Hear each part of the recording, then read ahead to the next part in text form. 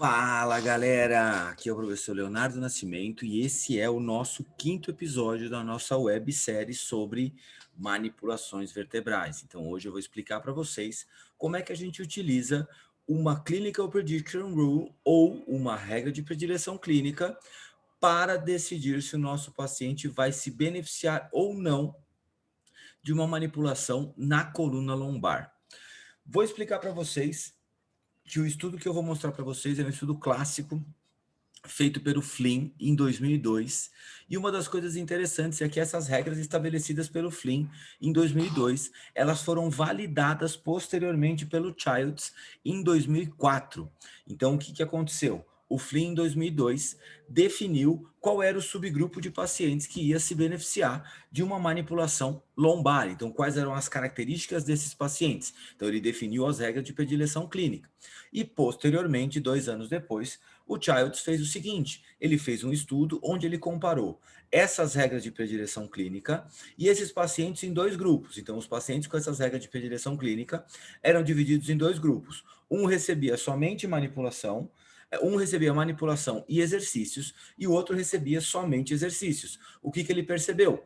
O exercício funcionou para os 2 grupos, só que o grupo que recebeu manipulação teve uma melhora ainda maior do quadro de dor lombar. Ou seja, o Childs, em 2004, validou o que o Flynn fez em 2002. Então, eu vou mostrar para vocês esses 2 estudos e vocês vão saber no final desse vídeo quais são as regras de predileção clínica que você tem que saber para olhar para o seu paciente nesses sinais e nesses sintomas, nessa combinação de sinais e sintomas e falar para ele assim, você pode receber uma manipulação na coluna lombar que você vai se beneficiar com isso. Quer ver? Acompanha comigo aí. Vamos lá. Deixa eu abrir aqui para vocês o estudo. Deixa eu ver uma coisa. Esse aqui é o estudo do Flynn, ó. Esse aqui é o primeiro estudo que eu vou mostrar para vocês. Então, aqui o estudo do Flynn, ele fala de uma regra de predileção clínica para identificar pacientes com dor lombar que estão mais propensos a se beneficiar com a manipulação vertebral.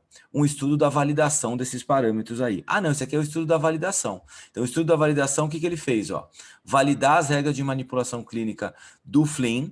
Então, foi um estudo multicêntrico randomizado controlado, feito em 131 pacientes com dor lombar de 18 a 60 anos de idade, que chegaram na fisioterapia. A intervenção, os pacientes recebiam manipulação mais exercício ou exercício sozinho por um fisioterapeuta por 4 semanas.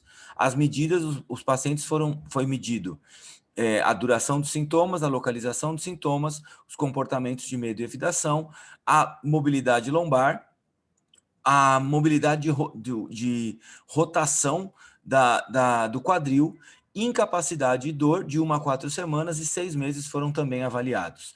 Resultados: os resultados da manipulação vertebral dependem do status do paciente e das regras de predileção clínica. Os efeitos do tratamento são maiores no subgrupo de pacientes que tinham as regras positivas, pelo menos de 4 a 5 dos critérios totais. Então, de 4 a 5 dos critérios estabelecidos, eles eram mais propensos a melhorar do que os pacientes que tinham menos do que 4 critérios. A utilização do sistema de saúde desse subgrupo diminuiu em 6 meses. Então, aqui, ó, o que ele fez? Ele fez essa manobra de manipulação, tá? Essa foi a manobra que ele utilizou nesse estudo. Muita gente vai olhar e vai falar assim, essa manobra manipula a sacroiliaca, essa manobra manipula não sei o quê. Foi essa manobra utilizada no estudo como manipulação vertebral. Se você acha que não tem que ser essa, faça o seu estudo e descubra qual é a melhor forma. Aqui está a distribuição dos pacientes, 131 pacientes, 70 no grupo manipulação, 70 no grupo exercício puro. Lembrando que o grupo manipulação também recebia exercício, tá? E aqui a gente tem a melhora. O que a gente percebe? O grupo que recebeu a manipulação teve uma melhora mais significativa do que esse grupo que é o quadradinho que teve o exercício, só fez o exercício em grupo, tá? E aqui, ó, aonde estava o grupo manipulação. Então, olha o quanto ele abaixou, né? O quanto ele melhorou na escala de Owestry, né, que é o questionário de incapacidade. Então, a incapacidade melhorou bastante. E o que a gente conclui com esse estudo aqui? Cadê a conclusão dele? Está aqui embaixo. Aqui começa a conclusão. Cadê? Está aqui em cima. Vou pegar aqui do abstract, então. Porque na conclusão, o que ele faz? Ele consegue validar, aqui, ó. Ele consegue validar que a regra de predileção clínica para manipulação vertebral pode ser utilizada para melhorar a tomada de decisão clínica de pacientes com dor lombar. Então, o que ele fez nesse estudo que eu mostrei para vocês, que é o estudo do Childs? Ele validou as regras do Flynn. Ou seja, essas regras que eu vou falar para vocês agora na sequência, que são as regras de predileção clínica, estão validadas e elas têm uma boa confiabilidade para você utilizar no seu consultório. Quais são elas no final das contas? Então tá aqui, ó. Deixa eu pegar o estudo do Flynn. O estudo do Flynn, ele diz o seguinte: é um estudo prospectivo, um estudo de corte de pacientes com dor não radicular na lombar, que chegaram à fisioterapia. O objetivo era desenvolver Clinical Prediction Rule para as regras de predileção clínica para identificação de pacientes com dor lombar que podem melhorar com tratamento manipulativo. Então, o que eles fizeram? Eles selecionaram pacientes com dor lombar não radicular, ou seja, dor lombar que não irradiava abaixo do joelho, somente até a altura do joelho, fizeram um exame padrão e eles perceberam que nesse exame padrão tinham algumas características em comum desses pacientes. O sucesso do tratamento foi determinado utilizando a porcentagem de modificação nos scores de incapacidade depois de 3 atendimentos e serviram então de referência como parâmetro para determinação da acurácia das variáveis que foram examinadas.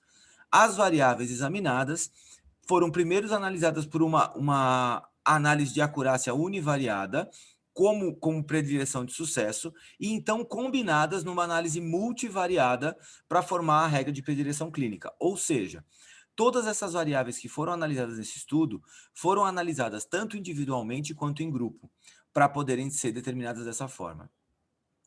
71 pacientes participaram, 32 tiveram sucesso com a intervenção manipulativa.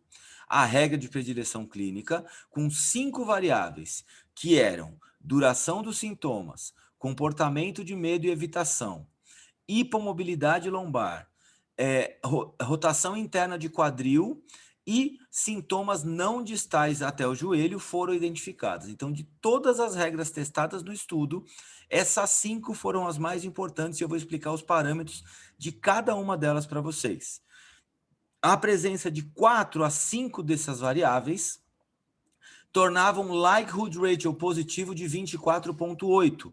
Ou seja, se o paciente tem de 4 a 5 dessas variáveis, ele tem 24 vezes 0,38 mais chances de melhorar com a manipulação. Conclusão, parece que os pacientes com dor lombar melhoram de forma mais significativa para a manipulação, identificando com essas regras antes do tratamento. Vamos ver quais são essas regras que foram testadas? Olha aqui a manipulação que foi utilizada. Quem determinou essa manipulação foi o Flynn. Se você quiser falar alguma coisa sobre a manipulação, mais uma vez, você pode vir aqui no estudo. Você vai encontrar o e-mail dele aqui, ó. E aí você manda um e-mail para ele e fala aqui, ó. Timothy Flynn, não sei o que lá. Você pode falar para ele que isso não é uma manipulação na lombar, fica à vontade. E depois, você, antes de fazer isso, dá uma procurada do que é uma manipulação, que aí você vai estudar um pouquinho melhor e não vai passar essa vergonha, tá bom? Fica a dica. Olha aqui, ó. A gente tem aqui o score Owestry, o score de incapacidade lombar dos pacientes com sucesso e dos pacientes que não tiveram sucesso. Olha a melhora significativa no Owestry, como diminuiu a escala, porque o Owestry quanto menor, melhor, né? Como diminuiu o Owestry nos pacientes que tiveram sucesso com a manipulação, que tinham alguns fatores em comum. E os pacientes que não tiveram sucesso não tinham esses fatores, esses 5 fatores que eu falei para vocês.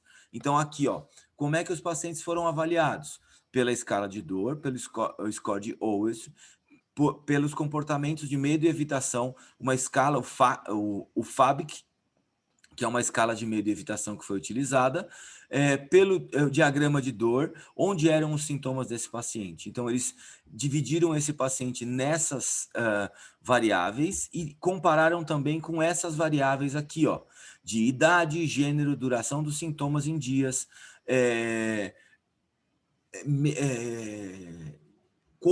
qual é o como que ele enfrenta esse quadro desse como que essa dor começou de forma gradual, começou de forma repentina, começou de forma traumática, se ele tinha histórico anterior de dor lombar, se ele tinha episódios de dor lombar que começaram a ficar mais frequentes nos últimos tempos, se sentado pareceu uma boa posição, se em pé pareceu uma boa posição, se andando pareceu uma boa posição, se sentado parecia uma posição muito ruim, se em pé parecia uma posição muito ruim e se andando parecia uma posição muito ruim.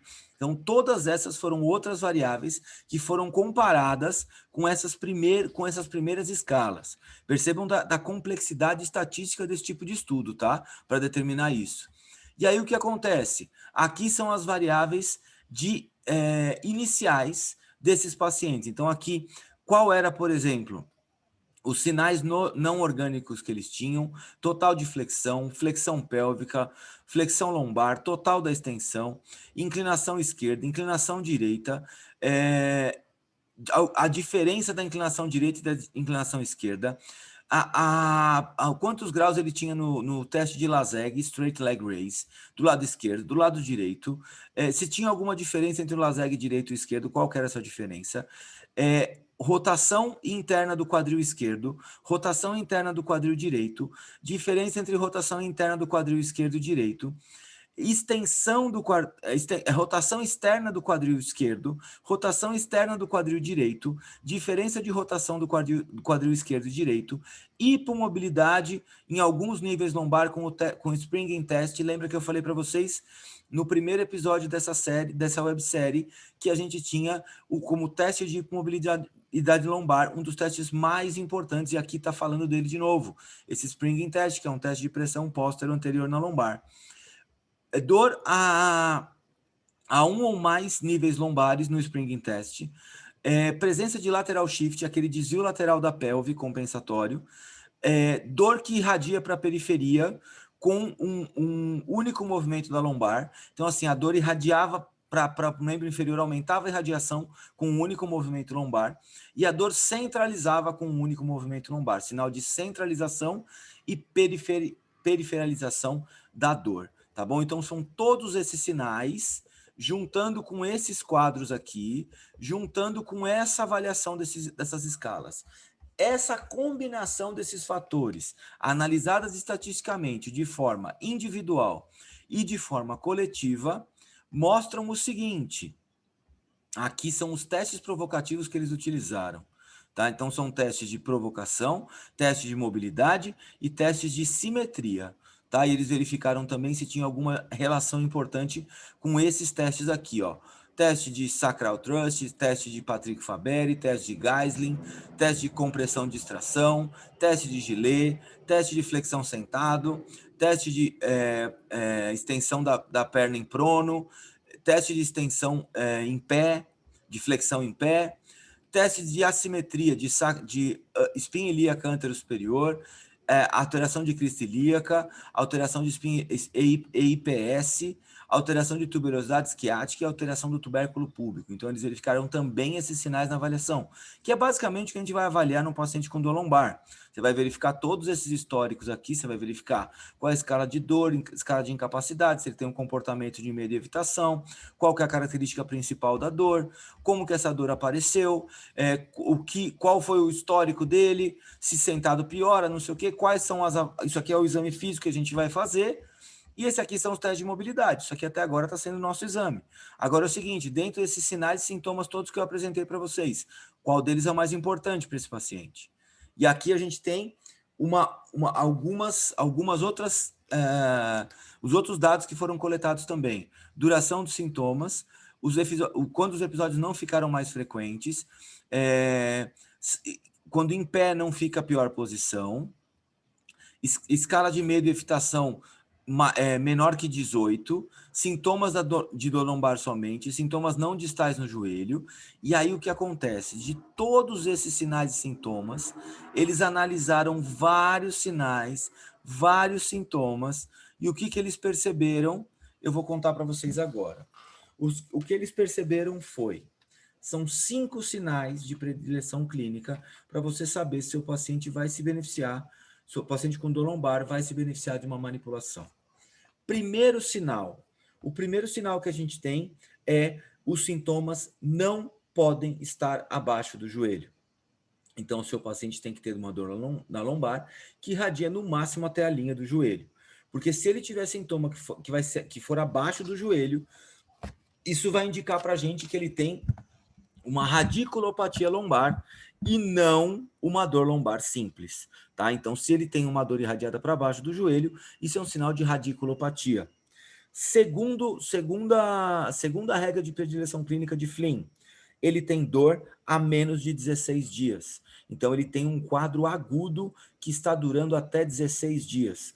E por que isso? Porque pacientes crônicos tendem a se beneficiar tanto com manipulação quanto com mobilização lombar. Então, pacientes com dor lombar crônica, tanto a manipulação quanto a mobilização vai ter basicamente o mesmo efeito.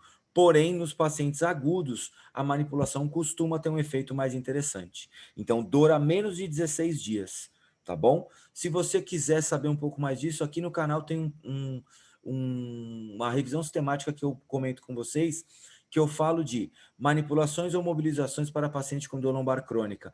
E aí eu explico exatamente isso, tá? Que não vai fazer muita diferença se manipular ou mobilizar. Vai depender muito no grau de dor e incapacidade que seu paciente vai ter. E naquele outro vídeo eu mostro para vocês, procurem no canal que vocês vão achar. Outra coisa, a escala de medo e evitação, a FABIC, a Fear Avoidance Behavior Questionnaire, que é uma escala que, para o paciente se beneficiar da manipulação, ele tem que ter um comportamento de medo e evitação nessa escala de Fear Avoidance Behavior menor que 19, tá? Então, ele tem que ter pouco comportamento de medo e evitação, especialmente relacionado a fatores laborais. Então, ele não pode relacionar diretamente a dor dele com alguma coisa que acontece muito diferente no trabalho dele, tá? Não pode ser um problema diretamente relacionado ao trabalho, que isso pode gerar um problema para a gente. Beleza? Ele não pode se beneficiar. Quarta regra, no springing test, na pressão posterior anterior na lombar, eu tenho uma hipomobilidade lombar. Então, eu tenho uma hipomobilidade na lombar, especialmente na região da lombar média, tá? Então, entre L2, L3 e L4, eu tenho uma hipomobilidade significativa. Por quê? Porque uma das causas, né, um dos efeitos mecânicos das manipulações, que a gente já viu nessa websérie também, é aumento da amplitude de movimento. Então, eu vou ter um aumento da amplitude de movimento de quem? Do paciente que tem hipomobilidade na lombar. Esse é o que está mais indicado.